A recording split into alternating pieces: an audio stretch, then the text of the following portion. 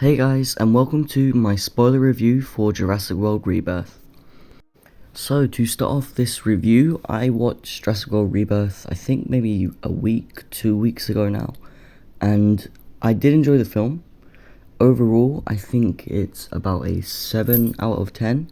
I will explain my rating later, but yeah, I think it is an enjoyable film with a relatively basic plot, and it is a solo movie. It doesn't really tie into the lore a lot, which is a bit annoying, and there are a few retcons which we will talk about later in this video.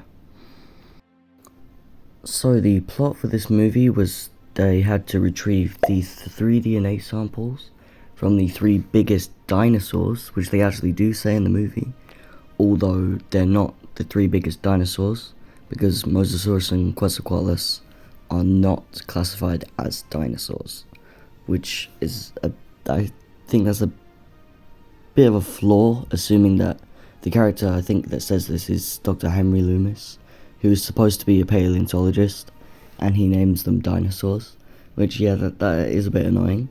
But yeah, as far as the plot goes, it is very basic. They didn't try and do anything out there.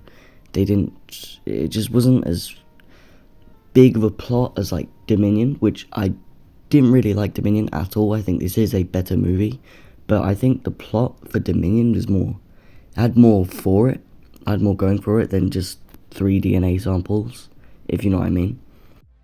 So the movie starts off with the Martin Krebs, I think his name was, in the car, and there's a dying Apatosaurus because, as explained in the movie, the dinosaurs cannot survive in our world.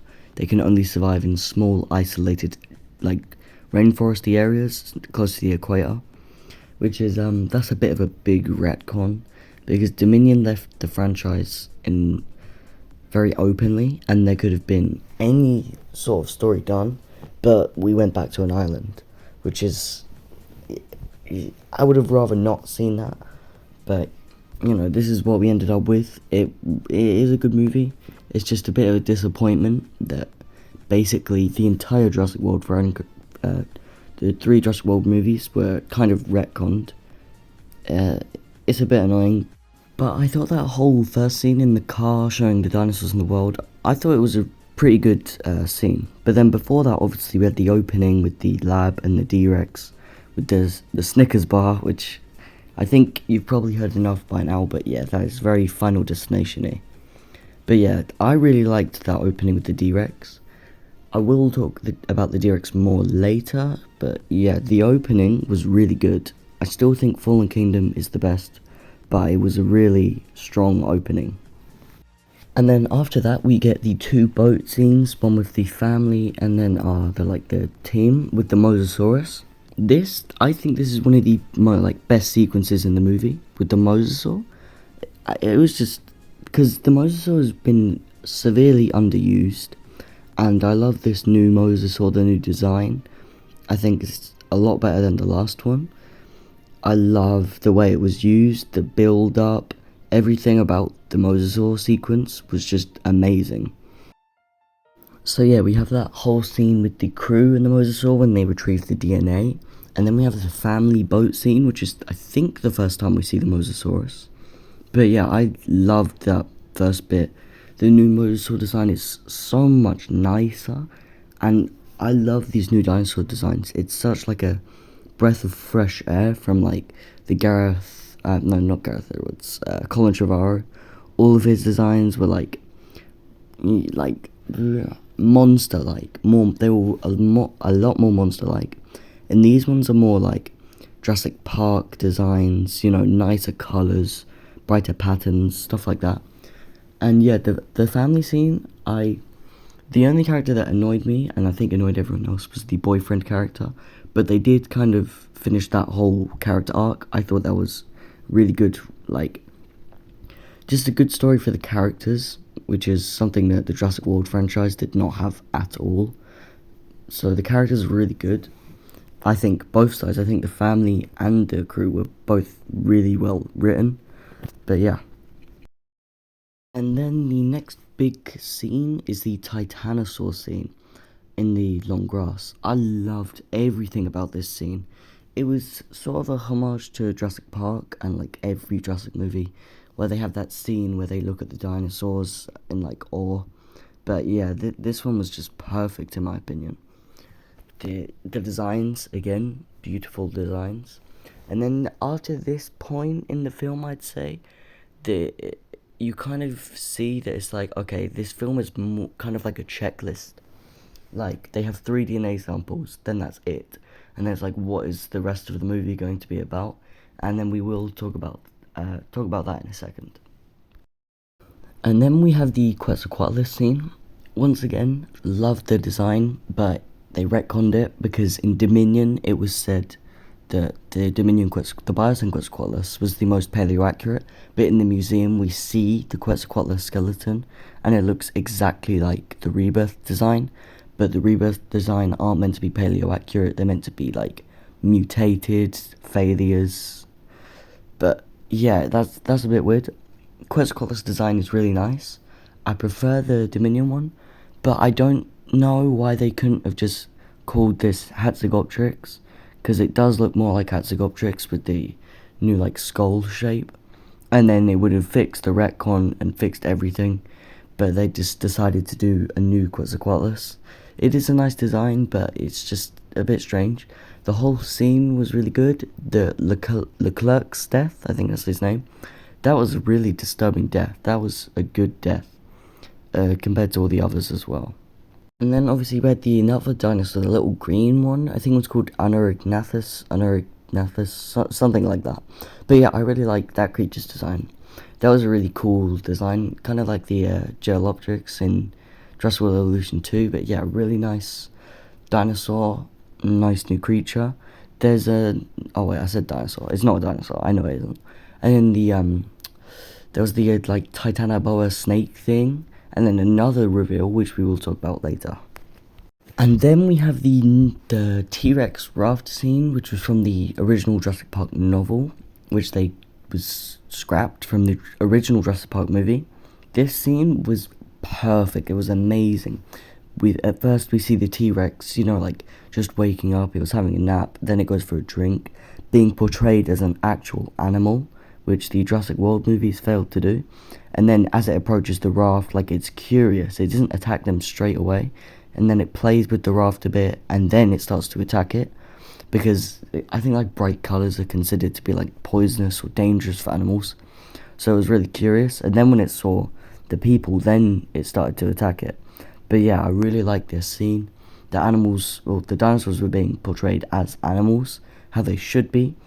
But yeah, it was used as a big selling point for the movie, and I think it is one of the best scenes in the entire movie. And now as we move on to talk about the creatures of this movie, we spoke about the Aragnathus, the snake creature. There was also a weird amphibian that was following the cast for a while. And then we had Dolores the Aqualops, which is like the mascot dinosaur. But I do like how it was portrayed as like for the little girl to overcome her trauma of dinosaurs after being attacked by the Mosasaurus. So I did like the use of the baby dinosaur. Then we had a Compsognathus, which was the red compy. I really love this new compy design. I hope we get to see it again, maybe used a bit more. It was only in like 1 or 2 scenes, I think around the same time as the Quetzalcoatlus scene. But yeah, I really liked this. And it was also in that advert for the car. But yeah, it was really nice design. Then of course, the Spinosaurus, which there is 4, I think, maybe even 5. I really liked the use of the Spinosaurus. I wish we got to see it a bit more. We only got 1 scene on the beach with the Spinosaurus on land. I would have rather it be used again, but in the scene it was beautiful, working with the Mosasaur. I loved in that entire sequence, both Spinosaur deaths, there was 2 I'm pretty sure. They were just perfect scenes. I really like the new Spinosaur design. Obviously I think the Jurassic Park 3 one is better because that's, it's the OG. Maybe that's just nostalgia factor, but yeah. Really good scene, really good design, really good dinosaur. And then a surprise reveal that we had at the start of the movie with the Dunkleosteus. in the fishing net, it was a Dunkleosteus head. How it got decapitated, I have no idea. But yeah, this is the second aquatic reptile that we've seen in the entire franchise. The design looks like amazing for Dunkleosteus. I hope we get to see it again. I like how it's not explained everything, because before we had to have lists of everything, like the InGen list. I just really like the use of the Dunkleosteus. And then, of course, we have the Velociraptors, before I start talking about the mutants. Now, I just don't know what went wrong. So, the Velociraptors were in a single scene. I think they have 4 seconds of screen time, where we can see the Velociraptors creeping up on one of the characters, like, urinating. It's like meant to be a comedic scene, but the Velociraptors look really good. And then the Mutodon, which is the new flying Velociraptor thing, comes and pounces on the Velociraptor, lifts it up, and kills it within like 3 seconds.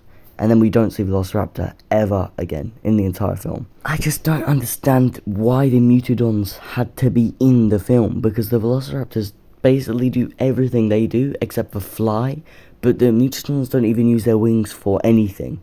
There is nothing good to the plot that they use their wings for, because the D-Rex is the one that breaks the helicopter. So there was no point in them having wings, and there's no point in them existing. They just added them to have a new mutant dinosaur, when the D-Rex just makes the D-Rex less special and gives the Velociraptors no purpose.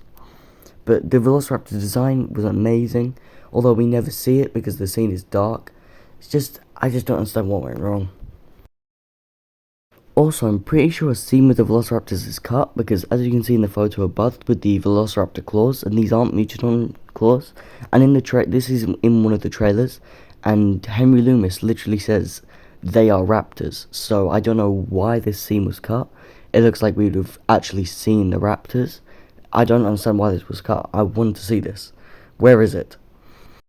So yeah, and then we have the third act of the film, where Martin Krebs gets the gun off of the skeleton in the helicopter, and then we have the characters meet up again, and then the D-Rex, which is the main villain, I guess, for this movie, shows up, and they fight with it for a bit, and they barely get away from it. Duncan sacrifices himself, but then it's revealed that he's not dead.